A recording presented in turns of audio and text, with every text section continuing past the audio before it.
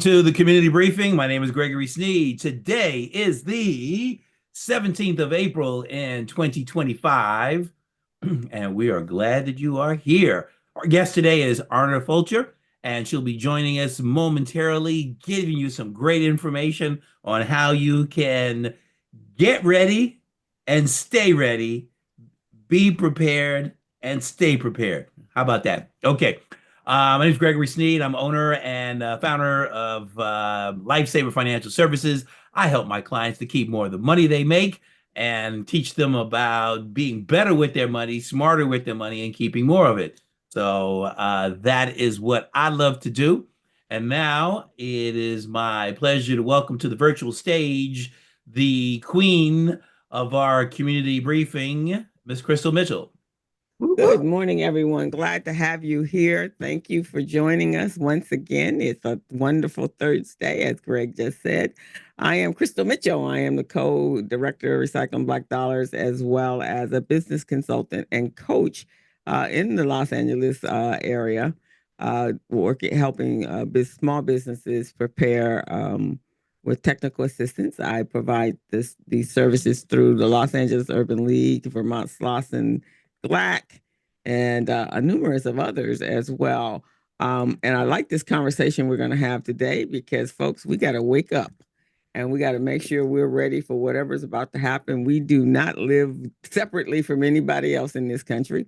And so we need to make sure that that's what we have. This platform is powered and sponsored by Recycling Black Dollars and the BBA. And it was my inspiration to make sure, for this very reason, this conversation we're having today, that we get all the information that we need so we can act appropriately to protect assets that have taken us many years to acquire. And so this is that place where you come and you meet our leaders and stakeholders who are making things happen in our community and are passionate about the people in our community. And so they're here to introduce themselves to you. And I hope you reach out to them and make this your network, your platform and network to do business. We have an amazing team here on the community briefing with Mr. Greg Sneed. You've already met him. Mr. Stephen Turner, he's the producer. Ms. Robin Billups, and I'm going to turn it over to her in a minute, but I need to tell you about our sponsors. So our sponsors is these are our monetary that actually gave real money. Los Angeles LDC, LDC, we have Southern California Edison, we have PCR, we have Wells Fargo Bank, and we have SoCal Gas. And if you want to be one of those sponsors and have your name on our backdrop, we would love to have you. So with that, I'm going to turn it over to Ms. Robin. Good morning, everybody. Good day. It's Robin Billups with the Billups Group. I'm excited about our presenter today because she's a truth seeker. Every week the community briefing is the family reunion. And this family, we have individuals who are subject matter experts who actually become our correspondents in that space. You're going to learn a lot about what you need to know and the resources that are available to you. With the Billups Group, I assess, coach, and help folks to get to a strategic framework around the mission and the vision that they have for their organization or their company. And so this young lady is a strategist. We're going to have a great conversation today. I'm going to kick it back over to Greg so we can get started. Right on, right around, right on. Okay. Arna Fulcher is president and CEO of Alford Consulting Group. And looks like she just got started a couple of months ago. No, I'm kidding. She founded that company in January of 1984. So that is 41 years. So give her a round of applause. 41 years in business there. And she is motivated in helping individuals who have a heart, giving them education in the areas of financial management and business development. She also has a company called Forget Me Not Event Productions. So these, obviously, she produces events that are unforgettable. She has been a Partners in Care Foundation Vice President of Finance. She had been with the California Family Health Council as the Chief Financial Officer, Director of Finance, and she has From her education, she went to University of Southern California, the Marshall School of Business. She has Woo her woo. Bachelor of Right Business on. Administration, her BBA, and that was also many moons ago. So, Thanks, Greg. so she's no spring chicken coming here with just a little bit of information. She is charged with full of energy, full of information for everybody. So, with that funky introduction, we are going to bring to the virtual stage Arna Fulcher. Woo woo. Hello. Welcome, everyone. And first of all, thank you to Community Briefing and your team for inviting me to come this morning and share some of the information with our community. One of the things I'd like to say starting off is the world will perish for a lack of knowledge. And you guys know that has a biblical connotation, but I just wanted you to know that you will perish for lack of knowledge. And that has been the mantra that I've followed all my life. If I have knowledge, I'm going to share it. And I'm going to share that knowledge with specifically and directly and immediately with people who look like me. Going to the University of Southern California, I was able to identify and recognize that there weren't a lot of folks that looked like me on that campus. So I had to be thrown into the fire and learn how to make friends, associates, navigate, and gain as much knowledge and information that there was for me to get, so that when I did become a graduate of the university, I wanted to maintain those close connections and be able to take that information and share back with my community. So that's the walk I've taken and the journey I followed all of my life. I graduated from SC in '82. That's how Greg Sneed was able to say it was eons ago. It doesn't seem like that long ago, but it was. And 2 years later, I started Alford Consulting Group, and I have been doing the work in the financial space ever since then. Brought the company full time and brought on employees in 2016. Prior to that, I was doing it more so as a side hustle, as we call it, while working full time. But then felt that it was time for me to go ahead and open that door and step out on faith. And I haven't looked back, and it's been nothing but greatness.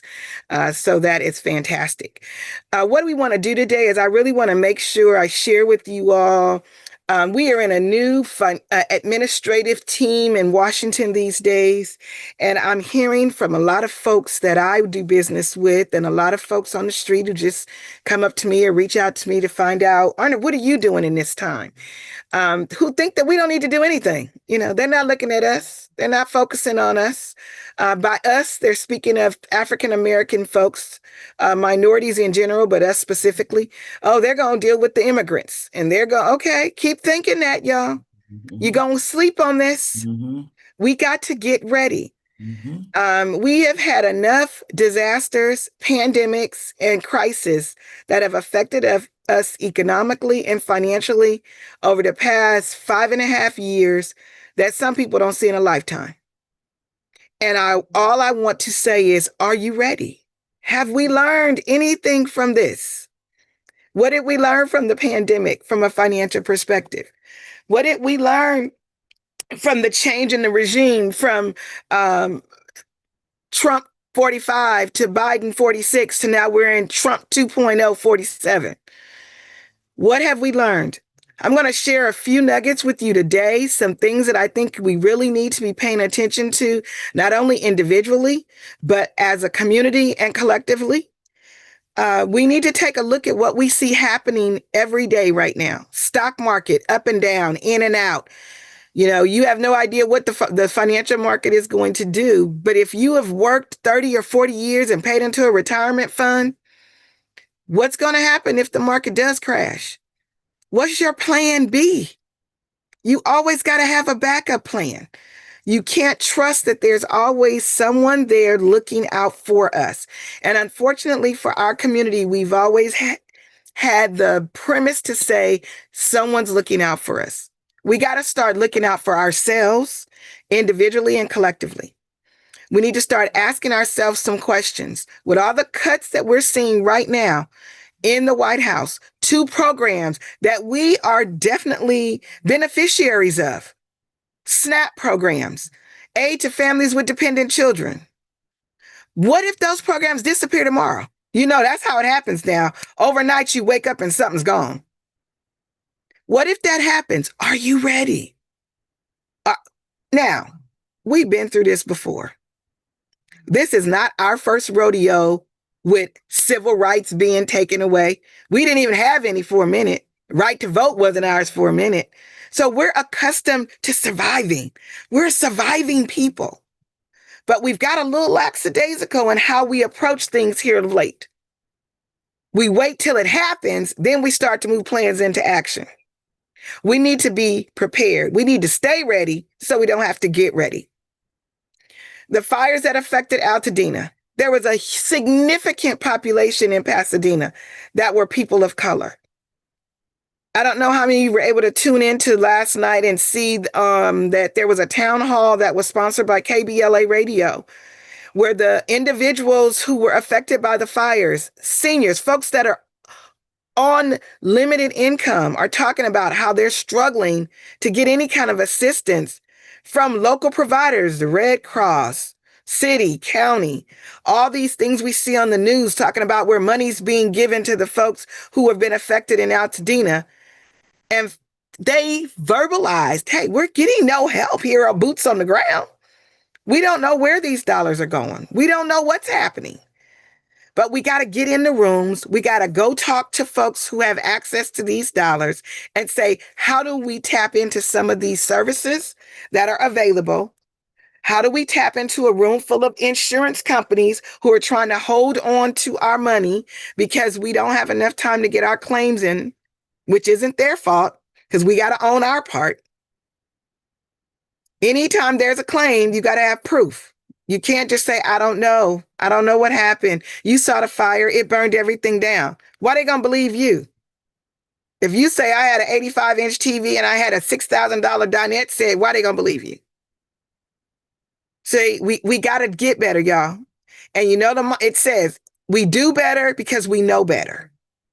So this time frame here right now is me trying to help you understand how we can do better so that we can get access to and take advantage of those things that are available to us.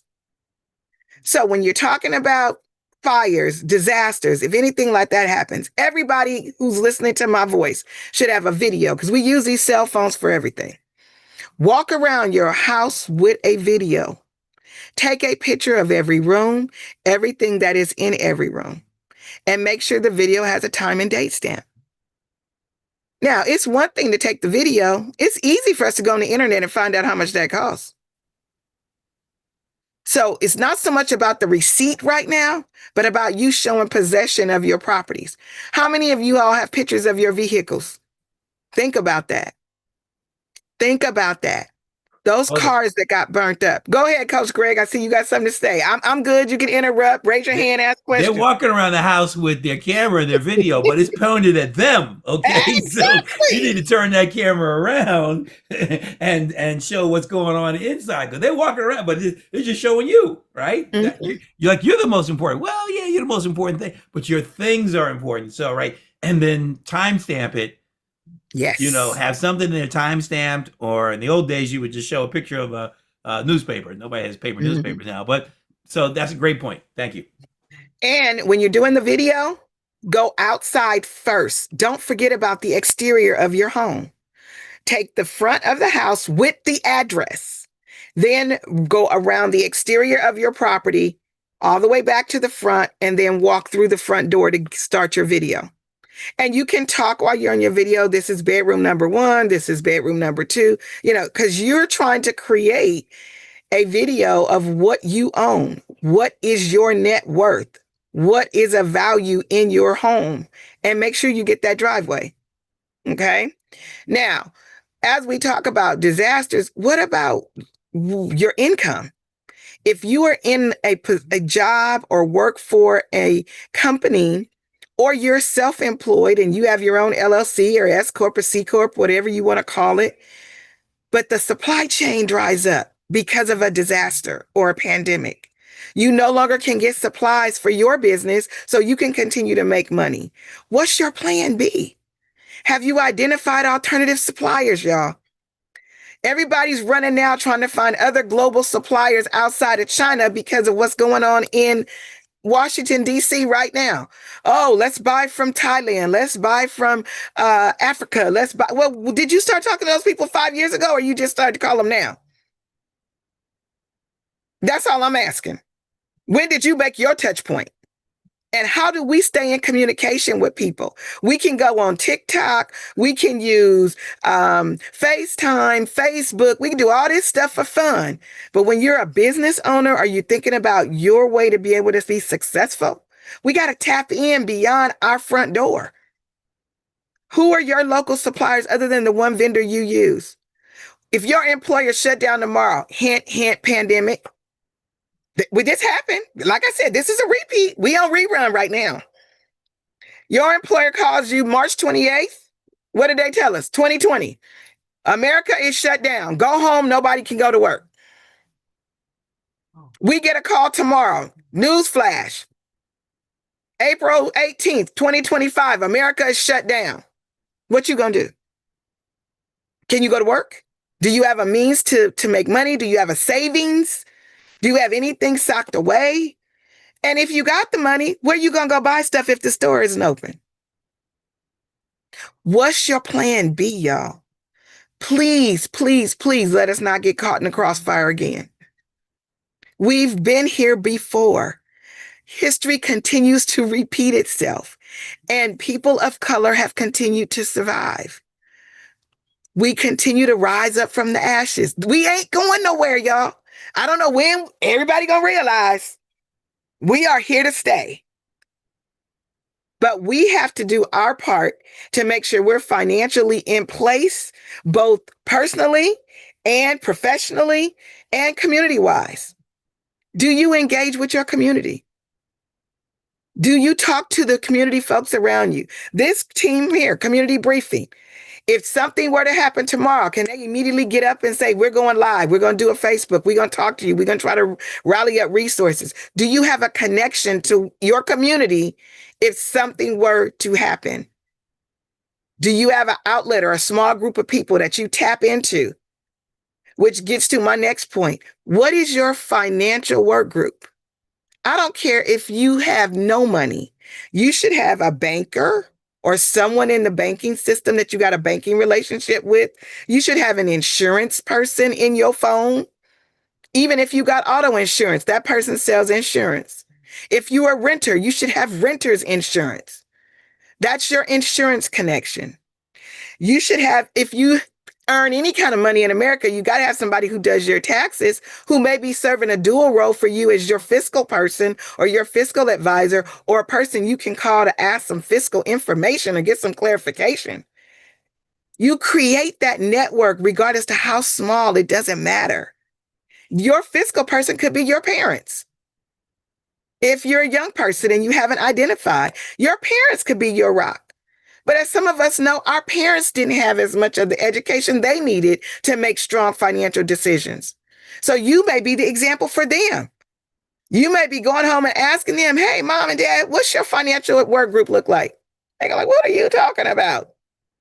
So, you know, the 4 or 5 fiscal folks that you go to, your insurance person, your tax person, your banker. If your banker doesn't know you, you don't have a banking relationship. My friends laugh at me all the time. I can walk in the bank. Hey, Miss Fulcher, how you doing? I'm good. How y'all doing? I can go through the drive-through. Hey, Miss Fulcher, good to see you this week. Thank you. So when something shakes up at that bank, guess what I could do? Hey, Kelly, there's a problem with my account.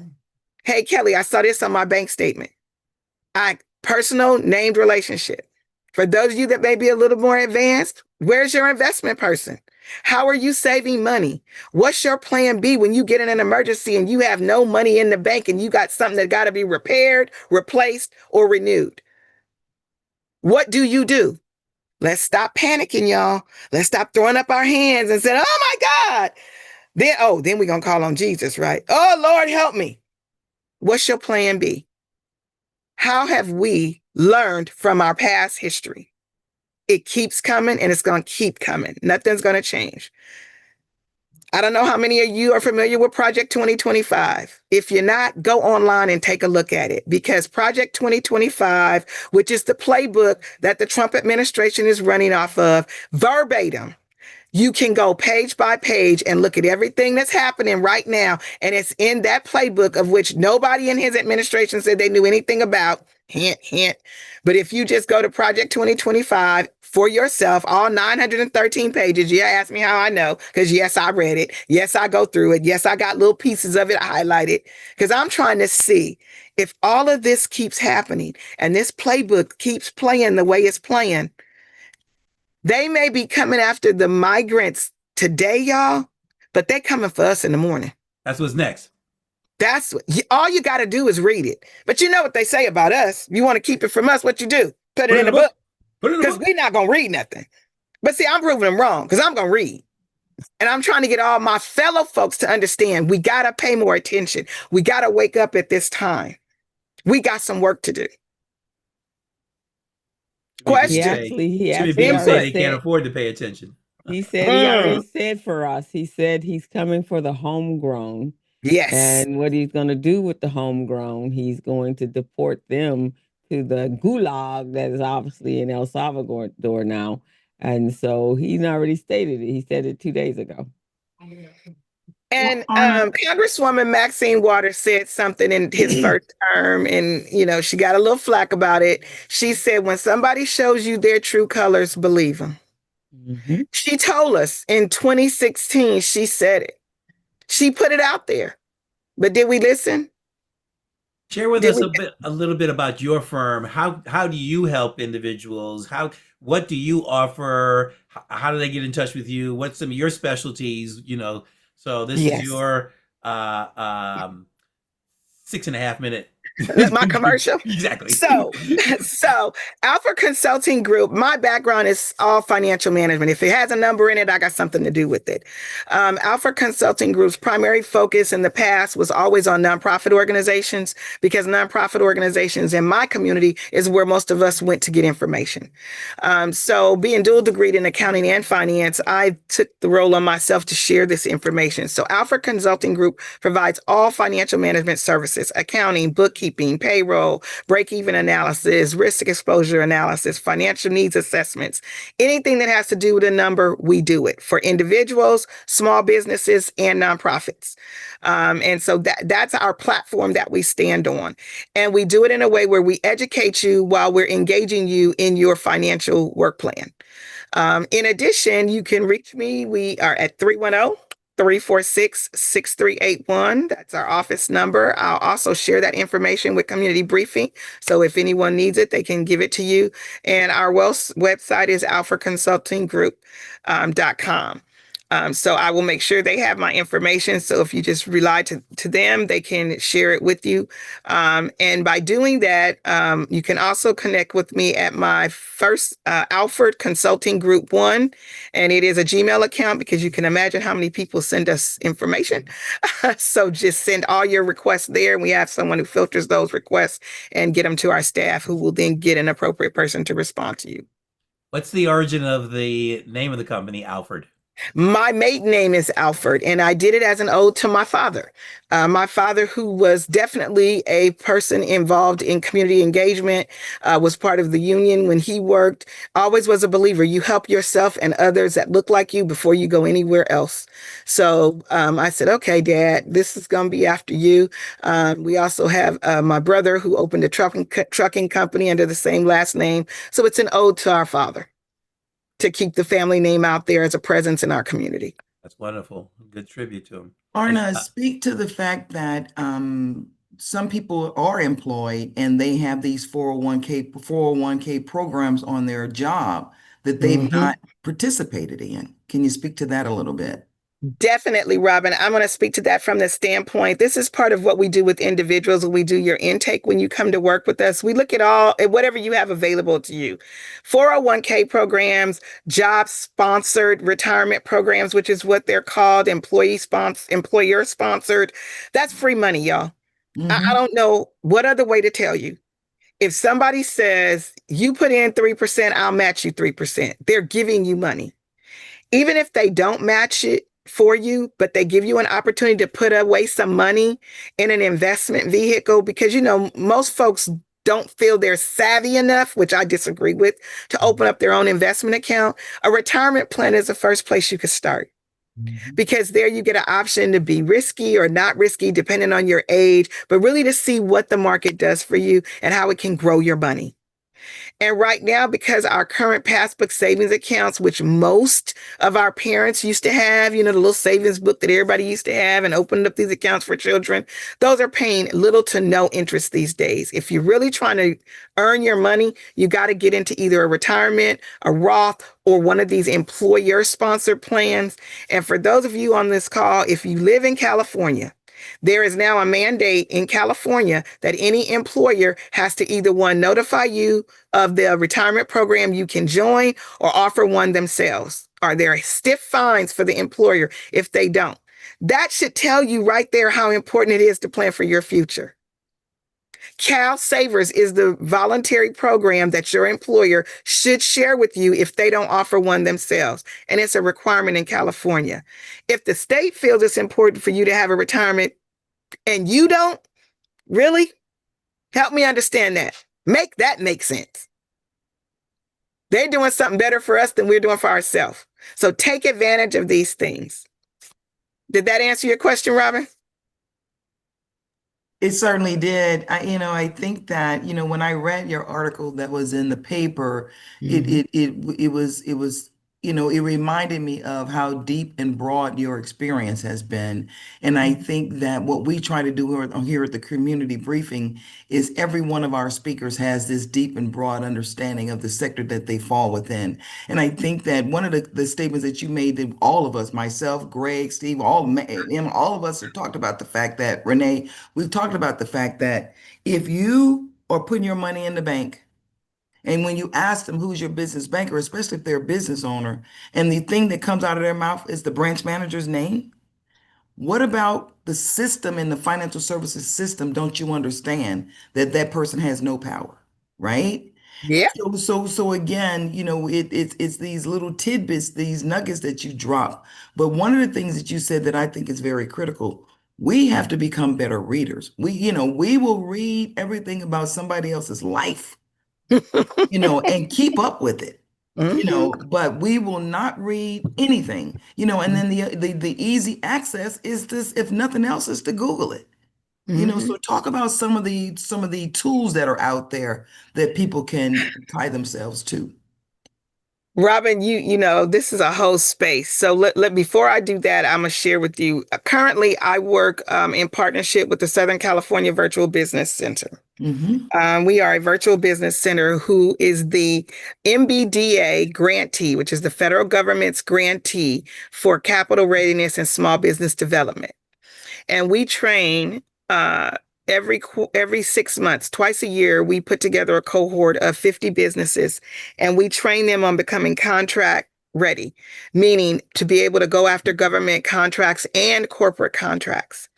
In that vein, part of what we do is we try to expose them to these resources that Robin is talking about. And yeah, you got to do some reading. Our cohort is 12 weeks and we require you to read. We have a book that is part of our curriculum.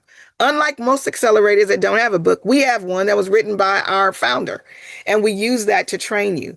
The point being is there's so many tools available for you that can help you identify and understand what your responsibilities need to be what I call financially fit. I don't use the term financial literacy because that implies you're illiterate. Yes. And I know my people are very smart. Yes. We are not illiterate people. And we are not people who can't learn. We need to become financially fit. We need to tighten our belt and get our tools in place and start working out, lifting those weights, which could be reading materials that help get us strong. We got to build up our financial understanding. So one of the things that I tell people all the time is be careful what you Google. See, we got this understanding that everything we see on the internet is the truth. And be careful who you get information from. People are going to tell you what they know you want to hear, which may not be what you need to hear. Okay. So whenever you Google something, And I have to go back and reference the religious piece of it because that's part of who I am. Yes. Weren't you taught in church, study to show thyself approved? Rightly Isn't divided. that what it say?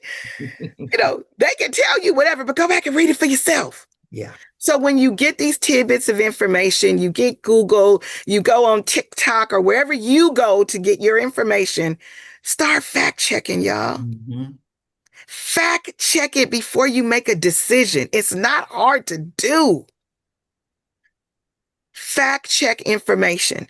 Some of the resources that are out there is the Bloomberg report has a nice report that they put out, and everything I've ever got off Bloomberg and fact checked, it's been accurate. Yes. Okay. Meaning they're talking about what the market is doing. It's telling you when you're looking at companies that your 401k funds are invested in, do your fact checking. Call your retirement company representative and say, I want some information on the companies that are in your social impact fund. They can send it to you. Mm-hmm. Because, that's the buzzword now. Everything is a social impact this, and I'm social. What do you mean by social impact? That's the question I ask people. Oh, so you're a social impact investor? What does that mean? Yeah. Tell me what's your criteria? I'm doing this for economic justice. Explain that to me. Yeah. What do you mean when you say this is economic justice in action? Meaning, I know what it's supposed to mean just by the play on words. But tell me, since I'm going to you as the expert, Yes. tell me what you mean when you say this is economic justice in action. Be careful what you take as truth.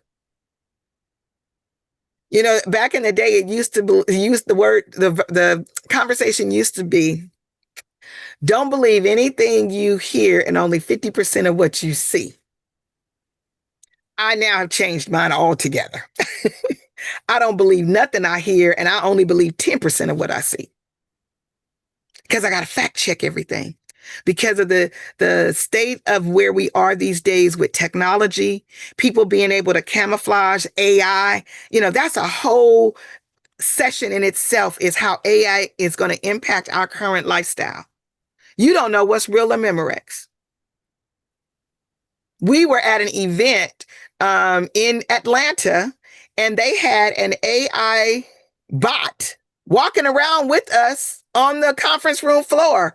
I will tell you, it scared me to death. It didn't scare me because I knew it was AI until after they announced it. Have any of you talked to Shauna today? Shauna is AI generated. Like, what? It fooled me. I thought I was talking to somebody for real. So you got to be more careful, y'all. You got to understand the world in which we live in, how it will impact you. Look at money. I'm going to give that as another example. 35 years ago, who would have told you would have no need for currency? We would have been like, they crazy. I'm going to need my money. I'm going to put my money under the mattress.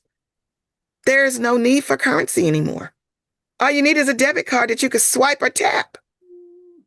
Who would have told you wouldn't need to go inside of a bank and see a teller to put money in? Now you don't even need to go to a bank. You could take a picture on your phone. Hint, which all that information is saved in the phone, so somebody get access to all that, but I ain't gonna go in that tech mode right now. You take a picture, Miss Convenience, Mr. Convenience. Oh, I could do my deposit right here. Click, send. You just put somebody's routing number and account number all on the internet. In the dark web. When they talk about the dark web, okay. But that's because you snapped a picture. So how many times can you now go to Amazon or go to Prime and put in somebody's routing number and account number and make a transaction and buy something? All you need are those two sets of numbers, y'all.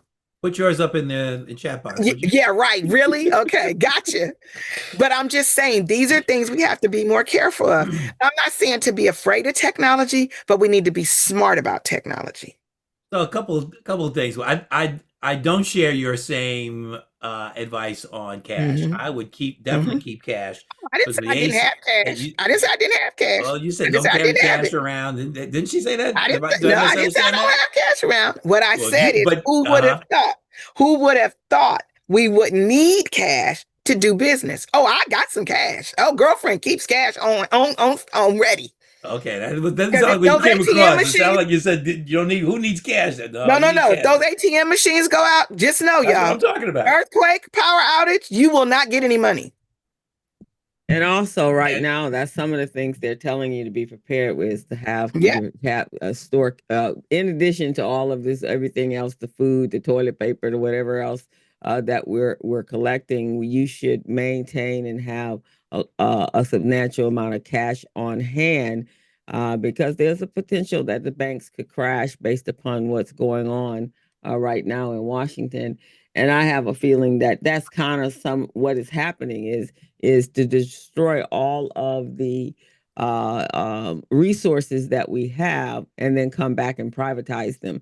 So your bank is not safe.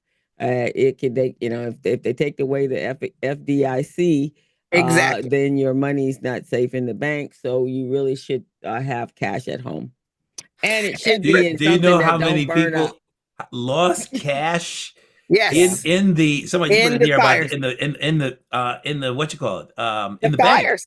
It was in the vault in the fire. That bank Mm-hmm. on Pacific Palisades, it went up. Mm-hmm. And they interviewed somebody there who he was embarrassed to say how Mm-hmm. much money he had in there, but it was over Mm-hmm. $250,000 in Mm-hmm. cash. Obviously, income that he hadn't claimed. Right. And Mm-hmm. so the other thing that I found interesting is you said everybody's literate. You haven't been watching Facebook Reels or anything because No, no. everybody ain't literate. Okay, it seems No, like by people are getting choice. dumber and dumber. And No, I'd rather deal with the bot than some of these idiots out there because no, Coach Steve. I Wait, think wait, wait, wait, I wait. think natural stupidity is outpacing artificial intelligence. Coach Steve, let's take it for what it really is. We have become lazy. We don't want to apply ourselves. It's easier to text. I'm gonna give you a perfect example. Email I was reading from an individual they had sent to me. They had emailed me in the way they text, and I had to call the young lady back. I said, "Let me tell you something. Don't you ever send out an email the way you type a text." But see, this is technology again. It has taken over how we think. Oh, I don't have to spell out the whole word. Oh, I can use B and T, two for two. And what is this? This is not the English language. You can't communicate with America the way you communicate with your friends on Facebook or texting. But we, as the older generation, as the parents, as the aunties, and we got to make sure those coming behind us understand this is something for you to do with your friends. But when you're dealing in real world situations and in America and trying to get business handled, don't embarrass yourself like this. Okay, I misunderstood you. You said we don't need No, financial literacy no, because no, no, everybody's no, no, literate. I don't think so. no, no, No, no, no, no, no. people getting dumber and dumber about money. And that they are because they're afraid of it and because they don't feel like it has any importance to them. And I totally disagree. You can be a millionaire if you want to. You got to apply yourself. You got to do what it takes and invest in yourself to make sure you have what it takes to be at that table where those $1 million deals are happening. And I don't think anybody is at a point where they can't get themselves ready to be in those rooms. I've done it. Done it. And I was born in Watts, St. Francis Hospital in Linwood, lived in the projects. I'm a product of Los Angeles. I did it. I sit in the room with billionaires. That's what I'm just telling you. It can happen. You just got to apply yourself. Some of my clients are on the top 500 list in the United States who call me for financial advice. You could do it. It's possible. But we have to learn how to apply ourselves and not let anybody convince us that we're less than. We don't know any better. This is the only rite of passage you got is what I'm giving you. Now, you're not giving me anything. I'm taking mine. So summarize your top 5 pieces of advice, and then we'll take some questions Okay. from our audience. So top 5. So you Top gonna start? five. You can start from number 5 and go to number 1, or you going the other way? Your That's choice. Stop. Number 5 and go to number 1. 5, stop talking about it and do it. That's number 5. Number 4, Get you a team of advisors around you. Get you some folks that you trust and that you know are going to give you good counsel. And that includes insurance, banking, accounting, or tax. Get you a team of people around you that you trust who can give you some good counsel. Arna, I call that getting you a bench of people that you vetted before you meet them. Yep. Wonderful. Have them in place before you really need them so that they know who you are. They know something about you. Number 3, everybody needs a mentor. Who do you aspire to be like? Who is that person? Connect with them, talk to them, stay in communication with them, tell them you want them to pull your coattail when they see you going off the path that you claim you're trying to move on. And y'all, these are things that Fortune 500 CEOs have on their top 5 to-do list. You are the same person. You just haven't had access or been guided or directed on how to use it.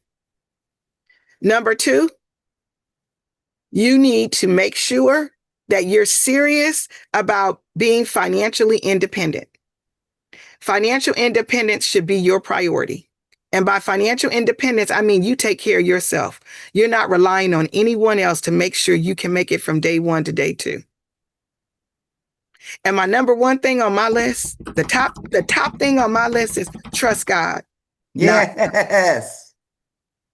Trust God, not man. Because see, man's going to change. God's going to stay the same. Those are my top 5. And I like that. I like that a lot. I truly believe in maintaining a spiritual life, right? You know, can't I'm do it like without you, him. I trust God, but who are we to tell people who they worship, how they worship? But my contention is you have to maintain a spiritual life Yes. because You got to have a that's guiding what star. That's my North takes Star. care of your soul. Exactly. Exactly. That's my North Star. Now, when you talked about being serious about your independence, my philosophy is everybody's an entrepreneur because you have a set of skills and a value system that you bring to a relationship, whether you're hired by somebody as an employee or a contractor. Talk a little bit about that. Well, I think what I really want people to look at when I talk about your financial independence, some folks are comfortable working for others. Everybody doesn't have the entrepreneurial spirit. We all got the entrepreneurial to intuition, but everybody can't make it as an entrepreneur. I know that and I understand that. But like you said, in your day-to-day work, you have some level of ownership for what you do. You have to take responsibility for that job description that was handed to you. You've cultivated your role there. You've identified how you make this work. Most people say, my job look easy because I'm doing it. Okay, well, what's the arm that you're doing that makes it easy? Because that's something you can sell. Okay. So when we're talking about being independent, that's part of that planning. Plan A, you're going to be an employee. Plan B is, am I going to stay here to retirement? And if retirement don't work, what am I going to do? How am I going to be able to sustain myself? If the Social Security Administration gets shut down, those of us who aren't drawing Social Security yet, Social Security gets shut down tomorrow. Can I live and for the remaining 30 or 40 years of my life? What's going to happen to me? That's how you start to talk about what your financial independence look like.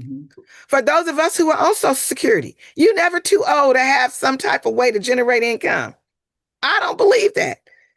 Even if some of our older seniors who are my mentors, start you a consulting group and start sharing your information, charge you an hourly rate of $140, $150 an hour, get 5 or 6 people that just want to hear you talk. People pay me to talk. I laugh. I think it's the most hilarious thing in the world that somebody is willing to pay me $175 an hour to tell them what I know. Thank you, Jesus. Yeah, having a second act, I always call it for the seniors that are retiring. Have a second act because you actually are the brain trust that just left someone's company, and you can actually even go back to them and consult for them. A number of Southern California Edison employees have done that. They retired and turned the next day they became consultants because they're the ones that can come back in and teach your younger new employees what the history and the philosophy and the value of the organization that they're working for. And they carried away a lot of 30, 40 some years of information that is in their brain And so, yeah, use that information and go back and be a consultant. Make it strategic. Make it strategic, y'all. I have never left a job that I did not get to go back to and do a consultancy in. Mm-hmm. You like how I did this? You liked my work? Let me train the next person that's replacing me. Let me share with them what they need to keep doing what you do, and then they can bring their flavor with it. Yeah. Negotiate it as part of your exit strategy, which is something else we don't do, which is a whole nother conversation. Negotiating your exit strategy. And not just from a job, in life in general. Negotiating your exit strategy from this world. Where's your will? Do you do any estate planning? Who pays off your house? Do you have a child that has a disability? Who's going to take care of them? What does life insurance look like? What's your exit strategy? See, we got to take everything that we think is only for those people that are millionaires, and we got to bring it home front. What's your exit strategy? So, what's my exit strategy from working? What's my exit strategy when I leave this earth? What's my exit strategy when I leave that bad relationship? What's my exit strategy when my grandkids are born and now I'm a grandparent and I'm going to try to exit from being mama to everybody to let them my kids be their parent? This is all part of that whole financial management plan that you got to put in place, because finances touches everything, including exit strategies, y'all. I had a guy tell me his exit strategy was he was going to die in massive debt. Let him come get it. I've heard that before. There's some people who still believe that. And there's some people still practice that. Let him come get it. Well, hey, well, death discharges the debt now. So yeah, that's their exit strategy. It ain't me. I mean, that's their exit strategy. That's what they want to do. That's fine. But my point is, at least, Coach Sneed, they had an exit strategy. Yeah, they thought about it. There are millions of us who ain't even thinking about it. And to your point, whatever happens, just gonna happen. And to your point, the whole idea of being strategic. Yes. Be strategic. And if nothing else, just plan. Have a plan. Have a plan. If it may not work out, then you need to add some to that and detract from that. I tell my clients, you need 7 clients in the queue at all times. Yeah. They could be existing clients, new clients, prospects, but you need 7. Again, people, they're working for these companies and they're walking around the hall talking trash until it's their turn. But while you're talking trash, you need to be planning, what is your exit? That's it.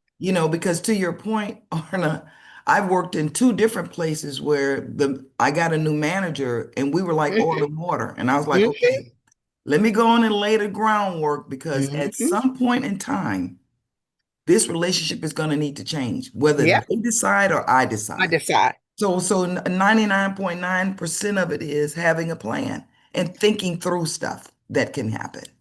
Yeah. And Robin, you said something very critical that everybody should have heard, and please take heed to this. Don't let somebody else plan your future, because what they plan for you may not be what works for you. We are in control of our destiny. If you're in a work environment or even in a business environment with clients and you see it's not going right, stop it before it gets bad, y'all. We know before it happens. You can sense it. The signs come to you.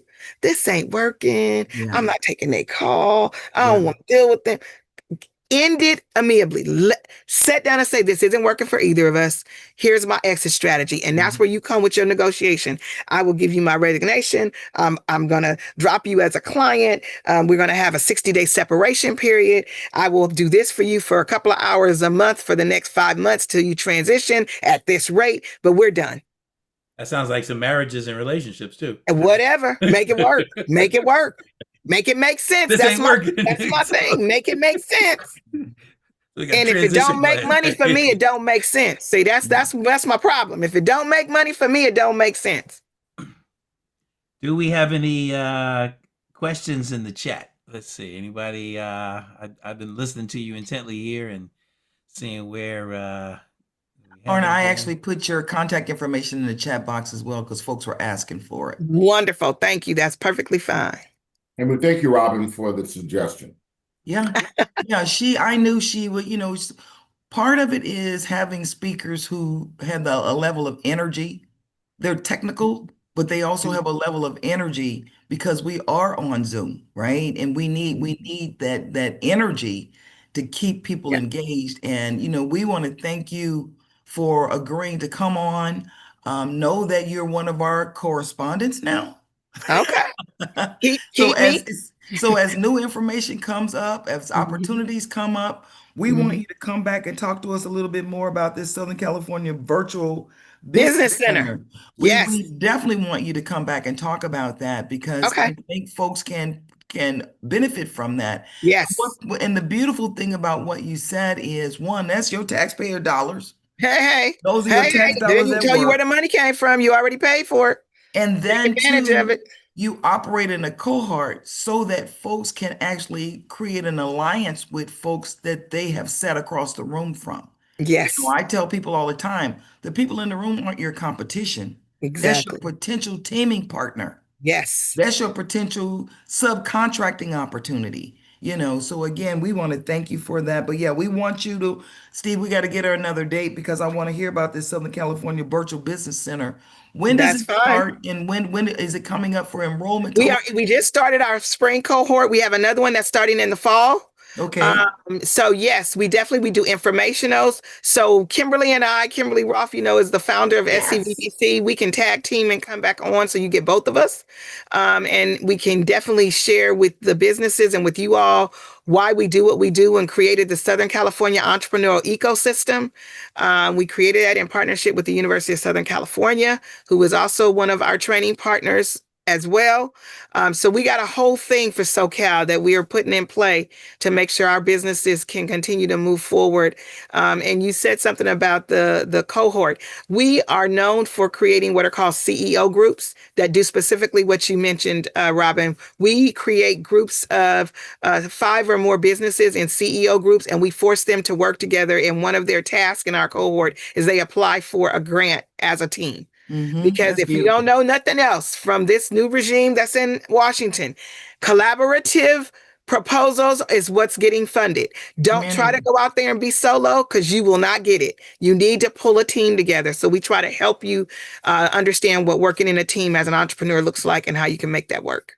And it's Solo, we the can't see beautiful. you. Oh, I'm sorry, Greg. The beautiful thing about that is group dynamics is a part of that training because Yes. people will say, you don't have to like the person, you're just doing business with them. It's not Hey, about that. You're not trying to date them. This is nope. a business. I'm sorry, Greg, for cutting you off. She's Now he's absolutely on. Now right. he's. I'm sitting on a subcommittee for a $9 million grant that was provided by LA City to a collaborative of CBOs and for-profit businesses in order to get some grants. We're gonna select 25 participants, and they all had to come together as a collaborative in order to use that money to focus on job training, workforce training, clean air, and our communities. And so that's the future of grant Yep. writing now. You're right. That is not your individual grant is Yep. not going to get funded. I'm just going to tell y'all that. Yeah. It's Especially collaboration. it's about collaboration. So we really have Mhm. to learn how to do that. And that's one of the things that we need to actually have conversations about. Why, Yep. if you look around in what's happening in the political world today, is because there are groups that are coming together. We we as Black people are very powerful. We're sitting this one out purposely because we know that there's another agenda if we step into that arena right now.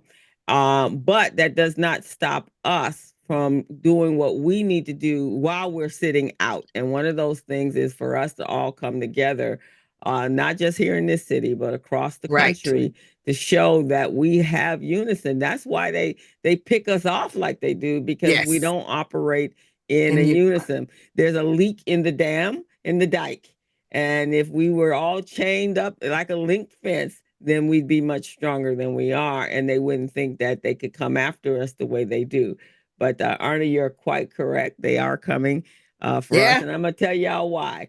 When they keep saying we're gonna make America great again, you all Woo. know when America was great, and um, Gilbert and I have done 4 or 5 shows in the last four weeks, so the last 2 months actually, on exactly what is happening and when they come in for us, because we were the free labor. He And said the I'll tell you, dates.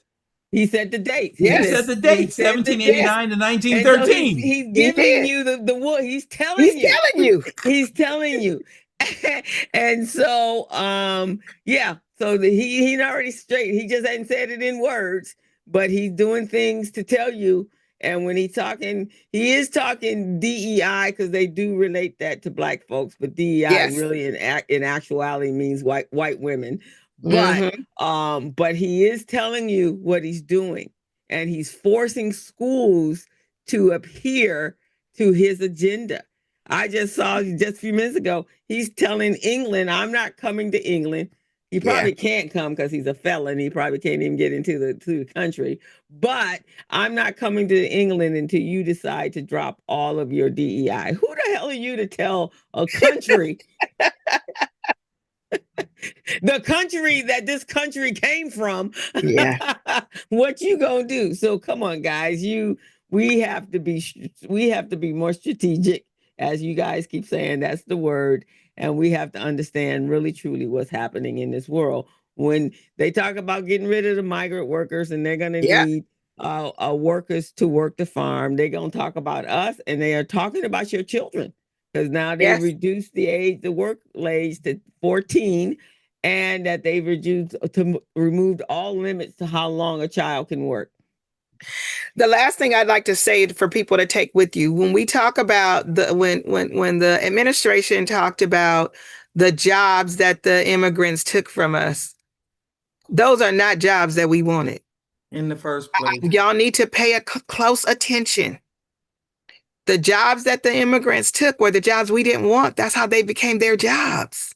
Mm-hmm. So for them to say the immigrants gonna go back so y'all can have your jobs back, I think Michelle Obama said it so eloquently. You took the job my husband used to have.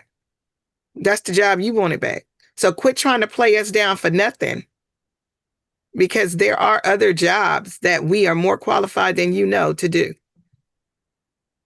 Mm-hmm. Yeah. Understand where we are and what we're faced with and govern ourselves accordingly. Ms. Mr. Jackson had a Turner? question. You want to come off mic?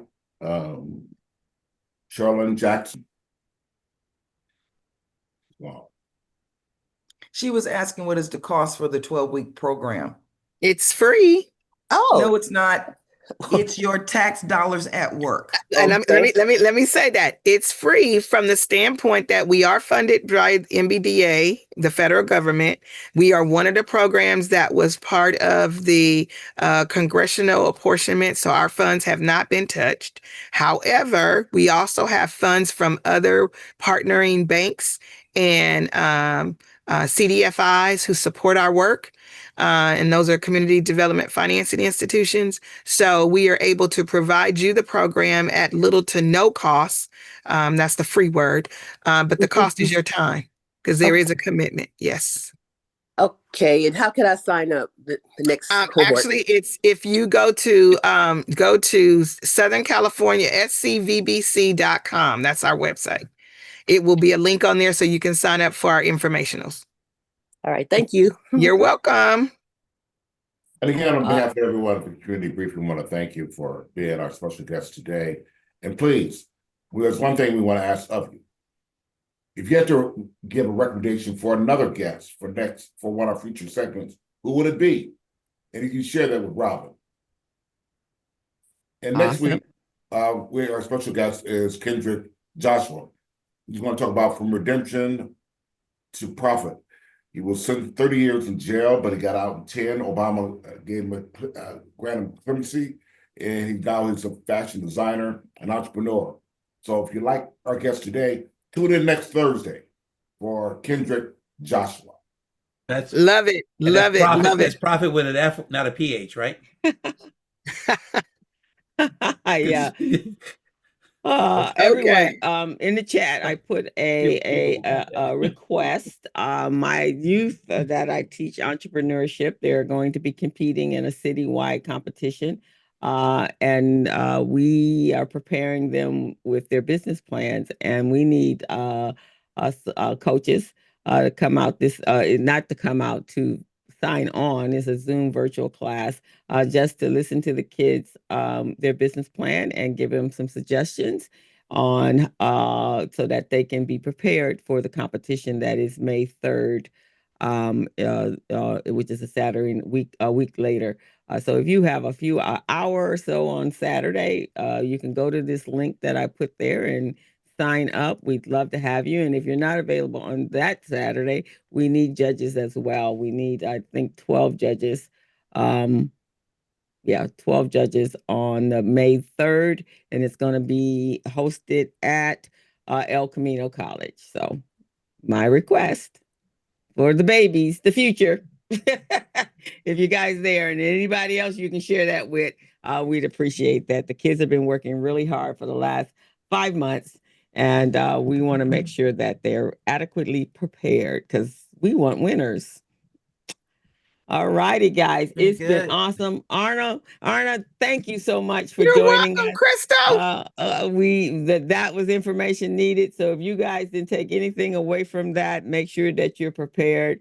Make sure that the other thing is that this is Recycling Black Dollars talking.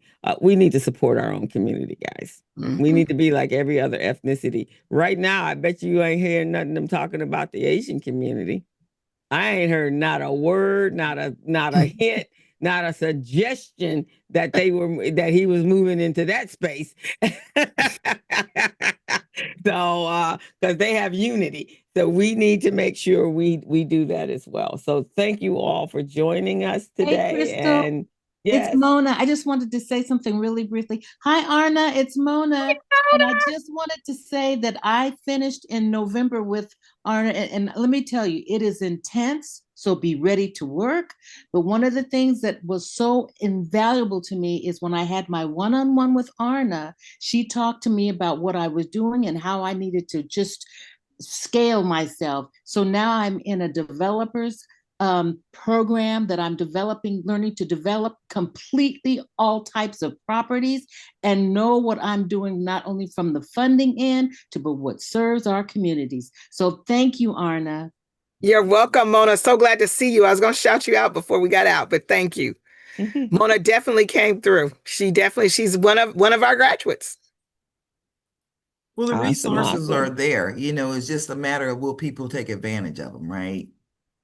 Yeah, yep. Mona definitely has action on scaling. I mean, when she told us what she did and we started connecting her with folks that could help her scale and grow and giving her some options as to how she could utilize her real estate to development properties to make her some money. That's all she needed was somebody to guide her, show her the way to go, and took off. Awesome. Well, thank you guys for joining us. We're going to sign off from Facebook, and of course, you guys know we always have a little afterglow. So if you want to stay for the after party, those of you that are on Zoom, you are more than welcome. But we're going to sign off of Facebook and stop the recording so we can speak. Happy Resurrection Week, everybody! Yes, happy Resurrection Week, and use this time to pray for our country. And that we survive this next 4 years. Bye-bye, guys.